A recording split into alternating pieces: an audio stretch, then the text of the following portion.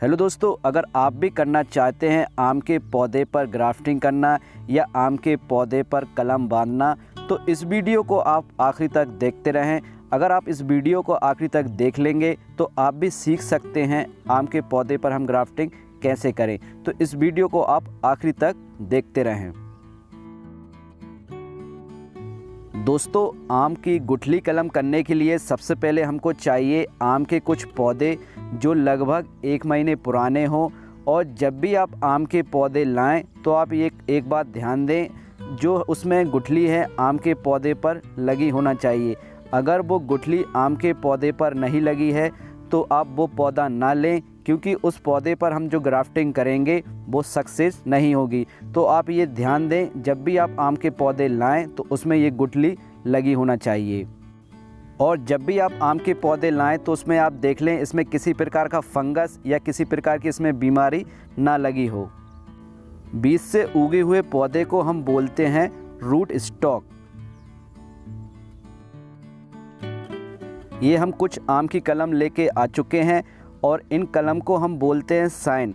जब भी आप साइन लेके आएँ आम के पौधे से तो आप एक बात ध्यान दें, जो आप कलम के ऊपर देख रहे हैं ये कुछ पॉइंटेड, तो आप इस देख लें जब भी आप ब्रांच में कुछ न्यू ग्रोथ स्टार्ट हो रही हो तो उसी आप ब्रांच को लेके आएँ, उसी कलम को लेके आएँ, जिससे कि जो आपकी ग्राफ्टिंग है जल्दी सक्सेस हो जाती है। दोस्तों, जब भी आप आम की कलम लेते हैं तो उस बार आप ये देख लें कि जो हम आम के पौधे से कलम ले रहे हैं कि उस पौधे पर हमको हर साल जो फल हैं मिलते हैं कि नहीं। अगर उस पौधे पर हमको हर साल फल नहीं मिलते हैं तो उस पौधे की कलम आप ना लें। तो हमने ये एक कलम ले ली है और इस कलम पर हम वी शेप का कट मारेंगे। जैसा कि आप ये डायग्राम में देख रहे हैं, इसी प्रकार का आप इस कलम पर कट मार दें। इस तरीके से आप वी शेप कट मार लें। और कट मारने के बाद आप ये देख लें कि जो हमारी जो कलम है उसमें दोनों साइड जो हरा भाग होता है वो कलम पर होना चाहिए। अगर एक भी साइड हरा भाग नहीं है तो जो आपकी कलम है वो ग्राफ्ट लायक नहीं है। इसके बाद जो गुठली से उगा हुआ आम का पौधा है हम बोलेंगे, और गुठली से उगे हुए पौधे को हम बोलते हैं रूट स्टॉक। गुठली से आप ये देख लें 5 से 6 इंच ऊपर से इसको आप कट मार दें। जब भी आप किसी प्रकार की ग्राफ्टिंग करते हैं तो जो उसमें आप टूल यूज़ करते हैं जैसे कि कटर या नाइफ़, तो वो अच्छी तरीके से साफ़ होना चाहिए। अगर आपकी वो अच्छे तरीके से साफ़ नहीं है तो इसमें फंगस लगने के चांस होते हैं और जो आपकी ग्राफ्टिंग है वो फेल हो जाती है। अब हम इस रूट स्टॉक पर इस बीचों बीच कट मारेंगे, जैसा कि आप ये साइड पर पिक्चर पर देख पा रहे हैं। जितना कि हमने जो कलम पर वी शेप कट मारा था उसी साइज़ का हम इस बीचों बीच का इस पर हम कट मार लेंगे। दोस्तों, बहुत से लोग बोलते हैं जब भी आप ग्राफ्टिंग करते हैं तो जो हमारा रूट स्टॉक है और जो हमारा साइन है उन दोनों की मोटाई एक सी होना चाहिए। अगर दोस्तों उन दोनों की मोटाई एक सी नहीं है तो तब भी उस पर आप ग्राफ्टिंग कर सकते हैं। अगर आपके जो साइन है जो कलम है उसकी मोटाई ज़्यादा है तो आप एक काम करें, जो आप इसका जो जॉइंट है एक ही साइड उसको आप मिला दें और जो दूसरी साइड उसका जॉइंट है उसको आप छोड़ दें। आप एक ही साइड अगर जॉइंट मिला देंगे तो जो आपकी ग्राफ्टिंग है सक्सेस हो जाएगी।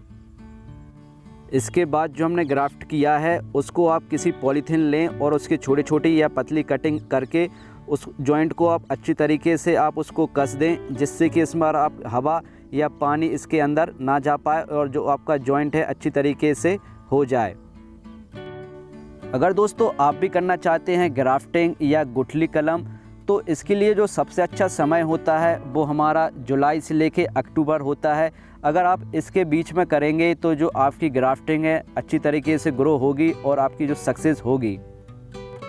अगर आप चाहते हैं कि एक ही आम के पौधे पर हमको ढेर सारी वैरायटी के आम हमको मिलें, तो आप इसी प्रकार की जो ग्राफ्टिंग उस पर कर सकते हैं और ढेर सारी वैरायटी के आम उस पर आप पा सकते हैं।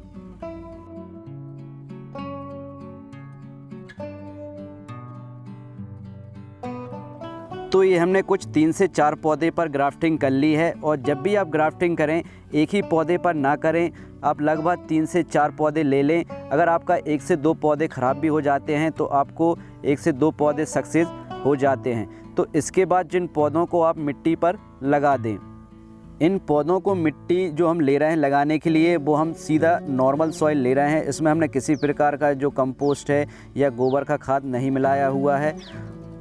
और जब भी आप इसको लगाएं कलम को, तो आप एक बात ध्यान दें, जो हमने जो ग्राफ्टेड किया है वो आप मिट्टी पर ना दबाएं, उसको आप ऊपर ही रहने दें। अगर उसको आप मिट्टी पर दबा देंगे तो उसको आपके पौधे पर फंगस लग जाएंगी और जो आपकी ग्राफ्टिंग है वो फेल हो जाएगी।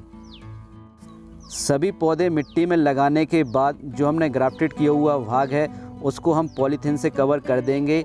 हम पॉलीथीन से कवर इसलिए कर रहे हैं क्योंकि जो हमारा कलम है, जो हमारा साइन है, उसमें नमी बनी रहेगी और जो हमारी कलम सूखेगी नहीं। इसके बाद आप इस पौधों पर, सभी पौधों पर पानी दे दें और पानी देने के बाद इन पौधों को आप ऐसी जगह रखें जहां पर इनको आप डायरेक्ट जो सूरज की रोशनी ना मिले। अगर इनको आप डायरेक्ट सूरज की रोशनी पर रखेंगे तो जो आपकी कलम है मर जाएगी और सूख जाएगी। तो आप इसको ऐसी जगह रखें जहां पर इसको धूप ना मिले। इसको आप छाया वाली जगह पर रखें।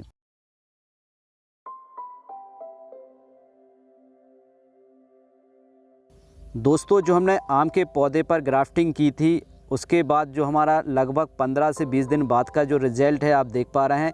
हमने 4 पौधे पर ग्राफ्ट किया था और जो हमारे 2 पौधे पर ग्रोथ नज़र आने लगी है। जैसा कि आप ये देख पा रहे हैं, हम इसको पॉलीथीन हटा के देखते हैं। ये देखिए दोस्तों, जहाँ हमने ग्राफ्टिंग किया हुआ था उस कलम पर इसमें नई ग्रोथ होने लगी है और इसमें नए नए पत्ते आने लगे हैं।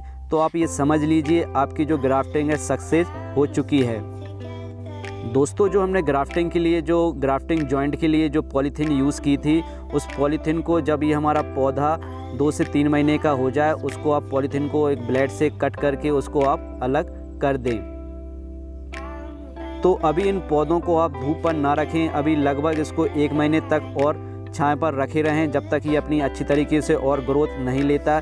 इसके बाद आप इसको पॉट को या इस पॉलीथीन को आप धूप पर रख सकते हैं। बहुत से लोगों का सवाल ये होगा कि हम ग्राफ्टिंग क्यों करते हैं, इसकी हम ग्राफ्टिंग की हमको ज़रूरत क्यों पड़ती है।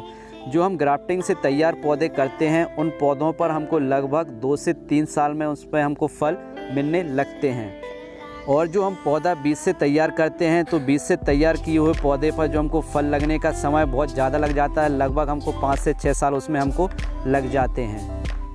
तो इस प्रकार आप आम के पौधे पर ग्राफ्टिंग बहुत ही आसानी से अपने घर पर कर सकते हैं और अपने मनपसंद की वैरायटी के आम के पौधे तैयार कर सकते हैं। तो चलिए दोस्तों, अगर आपको ये वीडियो पसंद आए तो वीडियो को लाइक करें, शेयर करें और अगर आप मेरे चैनल पर नए हैं तो चैनल को सब्सक्राइब ज़रूर करें।